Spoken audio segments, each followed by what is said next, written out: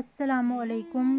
حضرت ابو ہریرہ رضی اللہ تعالیٰ عنہ سے روایت ہے کہ حضور نبی اکرم صلی اللہ علیہ وآلہ وسلم نے فرمایا، ایک دوسرے سے حسد نہ کرو اور ایک دوسرے کو دھوکہ نہ دو اور ایک دوسرے سے بغض نہ رکھو اور ایک دوسرے سے رخ نہ موڑو، اور تم میں سے کوئی شخص دوسرے کے سودے پر اپنا سودا نہ کرے۔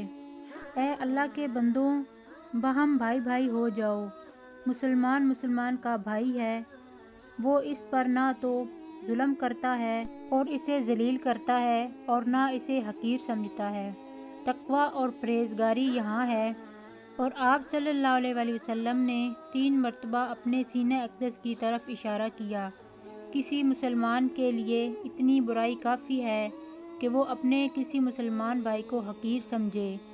ایک مسلمان پر دوسرے کا خون، اس کا مال اور اس کی عزت حرام ہے۔